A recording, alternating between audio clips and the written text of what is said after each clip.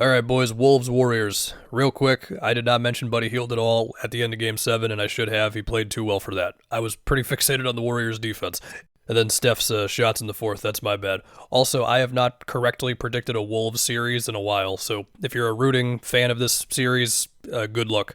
So I think the big picture question with this series is, can the Wolves do a similar thing to what the Rockets did to the Warriors by just being a lot to deal with physically and all that? But the Wolves are better offensively. They have Ant. Rockets don't have Ant, all that stuff. But the Warriors have Steph, Jimmy, and Draymond. Also Draymond and Gobert. We'll see what happens with those two in the series. Okay, I actually do want to start with Gobert, and I guess the Warriors' offense versus the Wolves' defense. There's a few options with Gobert defensively. They could just put him on Draymond. And based on what I've looked at least in the regular season matchups, where they played each other before the Jimmy trade, all their games, Gobert was mostly on Draymond, and so you would see sets where like Steph and Draymond will run their two-man game at the top of the key, and Gobert, he'll get there, but they might run another one real quickly to where he has to like drop back and then get back up there again. That can be tough to deal with. Even if Gobert is, for some people, in my eyes, still underrated when it comes to guarding outside of the paint. Even so, when Steph is flying around on these off-ball screens especially, it can be tough for any center to get up there in time. But I do expect Gobert to be fine on these actions. It's more so the fear of, does it take him out of the paint? To where Draymond then has numbers in the middle of the floor, and we know Draymond is great at that stuff. I mean, the Rocket series, they were tinkering more so with Şengün on guards, and then somebody who could be more switchable on Draymond, like Fred, to where it just wasn't as easy for them to get to that stuff. Definitely sometimes when Şengün was on Draymond, but you know what I mean. And Adams was on Draymond a good amount more, and Adams, I remember, was like basically trapping Steph on screens that he was involved in. So we'll see what the Wolves want to do with it. As far as, like, could you put Gobert on a guard? Yeah, you could totally just take a page out of the Rockets book. That guard will then try to run two-man game with Steph, of course.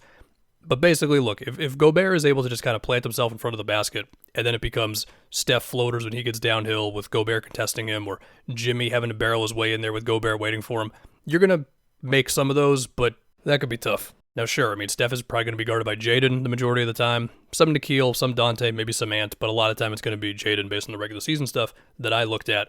And what did strike me, besides that, yeah, Steph was able to get clean for some looks because he's Steph, he's going to do that against anybody. There were more than zero, I guess, plays where Steph is going downhill, and there are so many Wolves collapsing the paint, and he's got to just flick something up. And I know this is a very normal Steph thing, but it does just remind me of these plays against the Rockets where he's able to convert some of them, especially in that Game 7, but it's like, man, that's just a lot of bodies and a lot of size to do that against. Whether it's Randall, Jaden, Gobert, Ant, Nas, we'll see on the lineups. As far as Jimmy, it does feel like Jimmy's going to have to go into mismatch hunting mode. Go at Dante, go at Conley. Similar things that we said about the Lakers series that I feel like the Lakers still did not get into as much as they really could have. Dante isn't even really that small, but Jimmy still has the size advantage there. If Jimmy's primary matchup is either Ant or Randall, I'm guessing, then it'll be physical. The whole series is going to be physical. The Warriors just had one with the Rockets. Now they got to go do it again against the Wolves, and on very short rest. I mean, we saw Nas switch onto Luka at times in the Lakers series. Would it shock me if we saw a similar thing with him on Jimmy, where Jimmy's just got to barrel into him, or try to at least, or with Steph as well? I mean, yeah, I think a lot of things are on the table. I mean, Steph could definitely get into some more fast-twitch two-man game than the Lakers were doing, so okay. Then as far as everybody else, I mean, between Moody, Pods, Buddy Hield, again, went crazy in that last one. I feel like you could use Buddy off ball and put the Wolves into some tough stuff. And this is one thing I wanted to get to. With the way the Warriors move off the ball, I feel like this could be the series where you really test somebody like Ant, who's better on the ball than off the ball, or similar thing with Randall. As defenders, it would not shock me if Ant got beat on, some backdoor stuff, or he was just not up there fast enough for someone on a down screen. It would also not surprise me if Ant had some huge defensive possessions guarding Jimmy or Steph one-on-one in the clutch and did a good job with that. And yeah, I guess the positive spin on the Warriors offensively in the series is they execute. They got Steph and Jimmy. Jimmy can mismatch hunt, and the Wolves are a little more susceptible than they'd like to think to just off-ball stuff, basically. And the negative spin on it is it's too taxing for Steph over the length of the series, and then also there's not enough offensive talent around Steph and Jimmy to like really get them there if this Wolves defense is going to play as well as they can.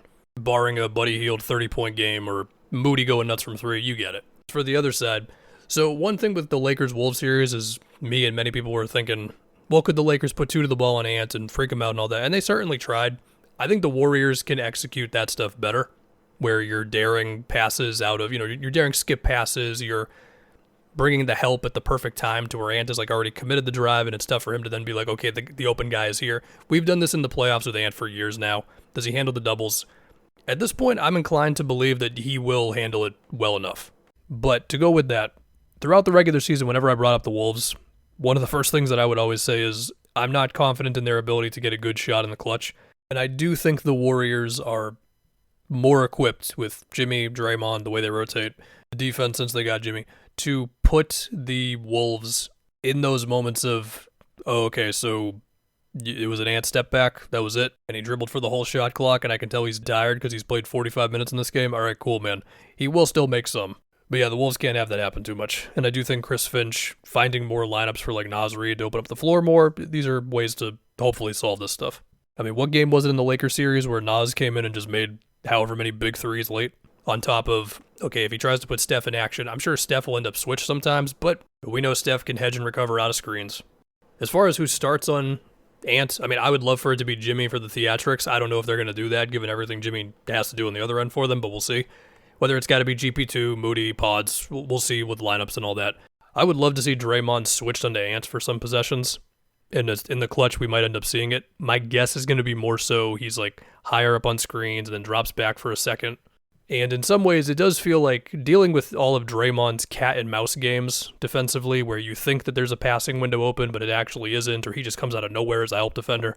That feels like the next test for Ant with just all of his playmaking. And Jimmy's going to be part of all this as well, whether it's him also as a help defender and Ant has to navigate that and anticipate where he's going to be, or Jimmy on Ant, depending on how they want to do it. You know, Gobert's going to be rolling to the rim. Randall's going to be rolling to the rim. He's going to have these slight windows that are open, but Draymond's trying to bait you into a pass where he really knows he can get back to it and steal it while your defender is on your back, and I just want to see Ant deal with all this.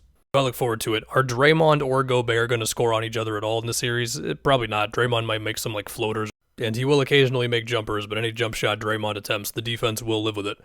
And then as far as Rudy, so again, we saw what he did in the last game against the Lakers. Perhaps he dominates these guys on the offensive glass. My guess is going to be, if anything, maybe it's just wishful thinking, that he will do better in this series game to game than he did in the Lakers series, because he's got to do better than some of those box score numbers he was putting up in that series before the last game. Will we see that last game again? I mean, my bet would be no, because that was legit like one of Gobert's best offensive games in the playoffs ever. Hell, it might have been the best, but who knows with this stuff. And then we go to Julius Randle. Might have took too long to get to him here. All of the bully ball stuff that he was doing in the Lakers series, it's got to happen again. Anytime he gets one of these Warriors guards on him, he's got to go to work in the post. Physical drives, not too many tough fadeaways, but I do think the Warriors are more equipped to put him in some spots of, there's like 9 seconds on the clock, he's got the ball around the wing or maybe a foot or two within the line. It's like, what's he going to do here? And we'll just see. I do think the Warriors are more equipped to put you in some of those tough spots than the Lakers were. And then also, Jaden, once again, cannot be a place where you just put somebody on him and you can just live with it defensively. Like anytime Jaden is attacking in any way, it's always a great thing for them. So that's like if Steph ends up on Jaden, you got to be able to make them pay for that, at least to some degree. You're not going to run your offense through Jaden, but he'll have opportunities because there's going to be some help off of him. Naz Reid, similar thing. He's also going to have opportunities to just be a battering ram in this series with switches and shooting.